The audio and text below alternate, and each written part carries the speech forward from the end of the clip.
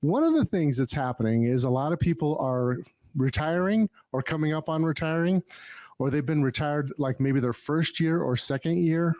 And they're finding out that the government is taking way more of their money than they thought.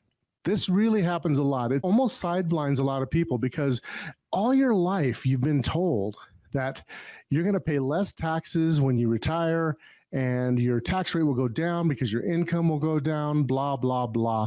Guess what? Most of the time, what we're seeing is that's not true. Simply not true.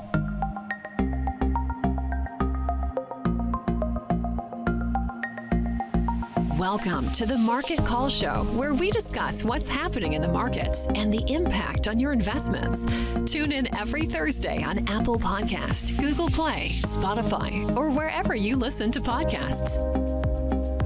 Welcome to the Market Call Show. This is Llanes. I am the founder of WealthNet Investments. Today we have an interesting topic and I'm really excited about diving in, so let's get going. How are you doing? This is Llanes with WealthNet Investments. I feel like a rock star today because I have my mic attached to a stand, like a rock and roll stand. I thought about today because I just got off a podcast interview with a really, really good podcast interview with Matt Chin, who is involved with financing college education. It was great. But today I wanted to talk to you a little bit about what's on my desk. There's so much going on right now. And a lot of times, it's just fun to share with you some of the things that are hitting my desk and some of the things we've been working on. And sometimes there's some information in there that can help you.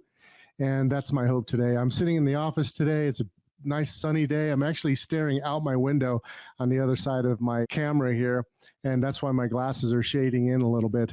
But a lot's been on our plate lately. And we've been having, obviously, client meetings and a lot of investment analysis and discussing and looking at what's going on for opportunity, because there's just so much opportunity that's coming around. But I wanted to talk a little bit about some of the things I'm thinking or I'm seeing that people are either struggling with or benefiting from. One of the things that's happening is a lot of people are retiring or coming up on retiring, or they've been retired like maybe their first year or second year. And they're finding out that the government is taking way more of their money than they thought. This really happens a lot. It almost sideblinds a lot of people because all your life you've been told that you're going to pay less taxes when you retire and your tax rate will go down because your income will go down, blah, blah, blah. Guess what? Most of the time, what we're seeing is that's not true.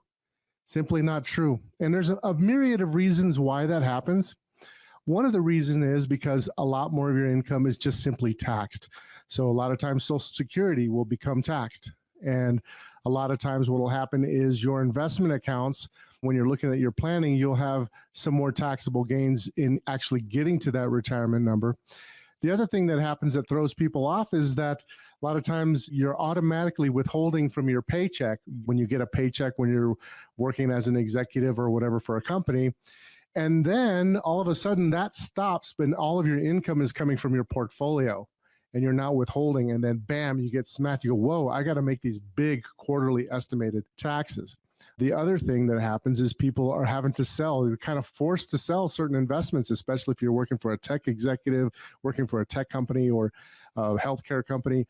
And those stocks need to be sold. Like you have to sell them if you're going to retire. And then whack, you get hit with some capital gains tax. So that's one of the things that's really happening a lot. And people are finding out, and we've been analyzing what's called distribution strategies, which is basically looking at what is the best way for me to take and pull from my investment accounts to fund my lifestyle for the rest of my life. You have different options. You can pull from your retirement accounts. You can pull from Roth IRAs. You can pull from just various stock accounts and things like that. And it's really surprising because a lot of the tested ways that or the tried and true protocols of how you should take money out for a retirement plan is not working out in practice. In my book, I talked about the kind of standard withdrawal strategy that tends to happen for most people. And it doesn't always work out that way. That's why it's really important to actually do your own custom distribution plan for how you do your retirement for you.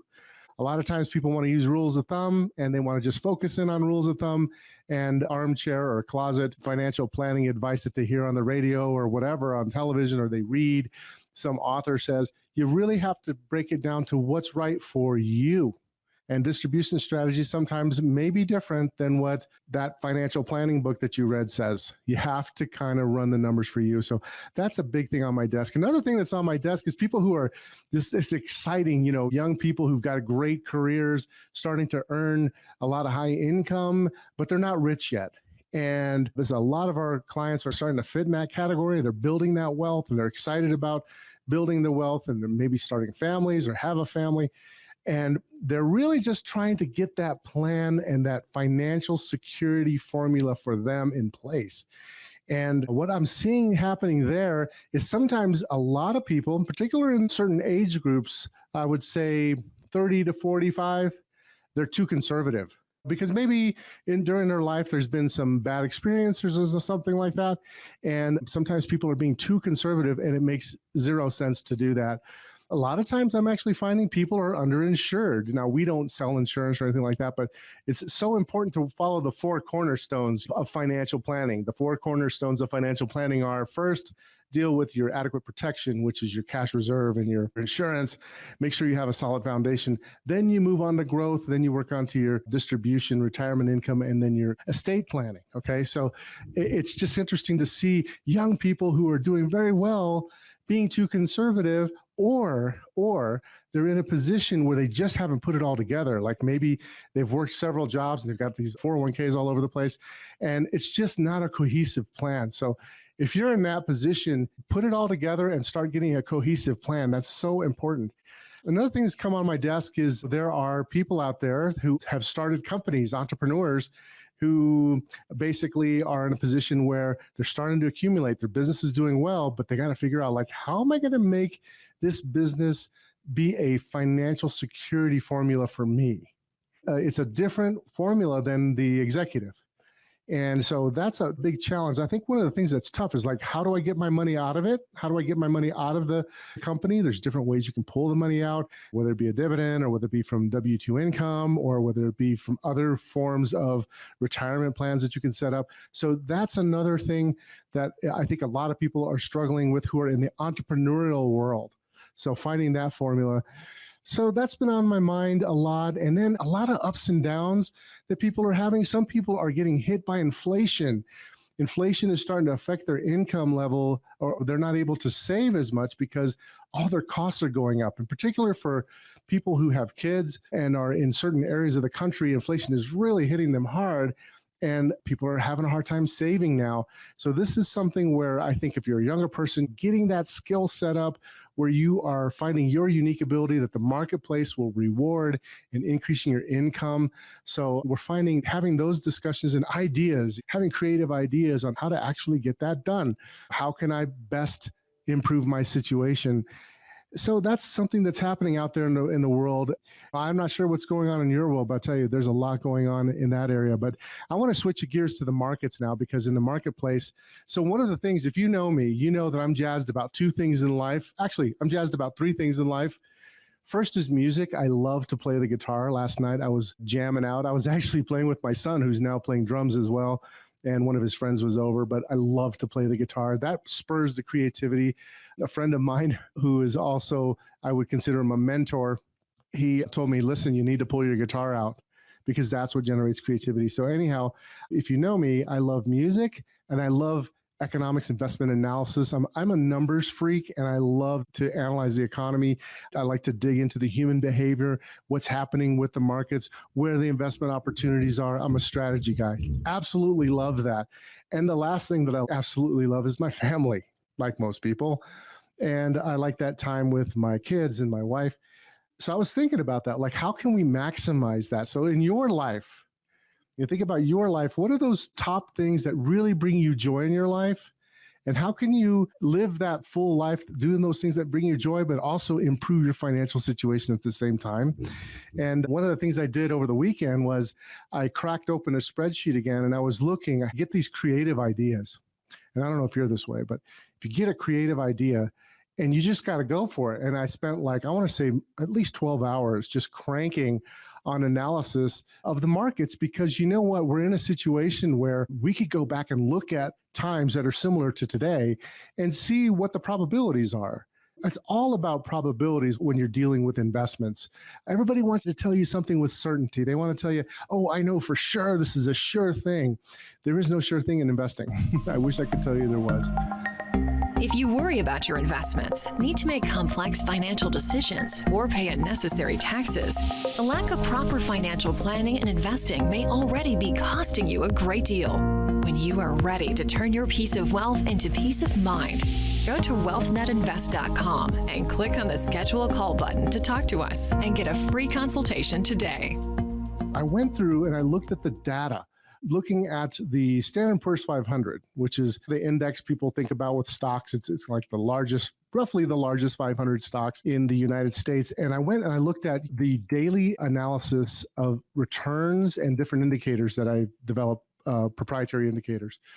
And a lot of people don't know this, but the S&P 500 was launched Monday, March 4th, 1957. Okay, so I analyzed a bunch of daily data indicators to look at where we are now versus similar positions when we've had some crisis. We have not had that big of a drawdown with this Ukraine situation. There's a ton of fear still out there when you look at the data. And it's funny because if you look at the percentage of the time that the market is in a drawdown from peak to trough, and you compare that to normal times, the median drawdown, if you look at all the rolling from the all-time high, the median drawdown is 5.52%. So about 50% of the time, right in the middle, the market is generally about 5.5% away from the highs. So you're not always going to be hitting new highs. So you get through periods of time where you hit new highs and then you come back from the new highs. Well, right now we're roughly off about that much. So we really have not had a significant decline due to the situation with the Ukraine. I mean, if you want to talk about the 25th percentile, 75% of the time the market is more than 15% off the high. And that would be a more significant drop. And we really, we bounced around the 10% drop, depending on what index you're looking at. So the market has been very muted in terms of its response. But if you look at the way the market has been responding into the daily volatility itself, not the return from the peak, but the daily volatility, the movements, we're sitting, the 50th percentile is right at 0.71%. So the daily standard deviation is roughly about 0.71% in the S&P 500. We're actually above that level right now. So the point is that although we haven't come down a lot from the high, volatility is increasing. And that is normally a sign that the risks are higher that you could have a drop. We also have higher valuations. Valuations don't look as strong as they normally do. I had a good friend of mine point out that the transportation index sometimes in the near recent history has not been acting right relative to the market. So in other words, the market is going up, but the transportation index, which has railroads and airlines, that's not being as strong. Now, according to the Dow theory, which is a technical analysis theory that's been around a long time, that's not a good sign. That's called a negative divergence. So we're seeing some negative divergences here and there. But what I'm seeing is we run an analysis where every day we run what's called a signal algorithm. We're looking at companies that meet certain criteria of quality, valuation, and earnings growth. There's a bunch of fundamental factors for companies. We're looking for good, solid companies. And then we analyze them for what I call a signal worksheet. And basically, it's a multi-factor model, which basically looks at various indicators of supply and demand for the stocks themselves and compares that. And each one of these factors have some benefit to them. They're quantitatively over time and over history, they've shown to add value to help you pick stocks better. What that's showing is that there is some underlying strength in certain areas, but it's not in the areas that everybody talks about. It's not in the Microsofts or the Amazons. It's really not there. It's in companies like Magnolia, an oil company, or it might be in a little communication company, or it might be in a broadcasting company. So what we're seeing right now is not your typical type of market. In fact, I'm going to actually pull up a few stocks. I'm going to let this load while I'm talking to you and maybe pull up some ideas. But The point I want to make is that we're in this bottom-up stock picking environment. It's better to actually look at what's happening underneath the hood. For example, you might have noticed Apple. Apple came up to highs again and it sold off. Tesla came down really hard. Now it's starting to show strength again. We've actually picked up some Tesla, but there's little companies like the symbol is ACLS, which is one of our holdings. It had a nice breakout in March, and now it's come back down on a return move. Good fundamentals. Some of the financial companies that people have been ignoring, like Aflac, Berkshire Hathaway, some of the mining companies, copper mining has been doing well. Anglo Gold Ashanti is one of the companies that we own that has been showing really good signs of strength and improved fundamentals. It's interesting. They're not the names that everybody considers sexy, quote unquote. They're different types of names. Names like iRhythm Technologies, which is coming off a big low. It was way up at $275 a share, went down to 50. Now it's rising strongly. It's around 162 now. I mentioned Magnolia Oil. Even little companies like Public Storage. It's amazing. People are moving. They need to store things, and the revenues and earnings are doing better with Public Storage. We had a really nice breakout in Public Storage. It's now moving strongly ahead. So there are opportunities out there. I would say the biggest risk that we've been seeing is bonds. Last year, we just went through a series of reviews with clients, and our stocks were, up in the 29 to 30% range last year, the stock portion of our portfolios. The bonds, however, did not do very well last year. They were basically flat. Some of our client bonds portfolios were up slightly, especially if we had more municipal bonds in the portfolios. But this year, the bonds are really selling off. And that has to do with the Fed and inflation and all of the worries that we have surrounding that. So I think it's really prudent still to be cautious with bonds. It's not going to be a straight line.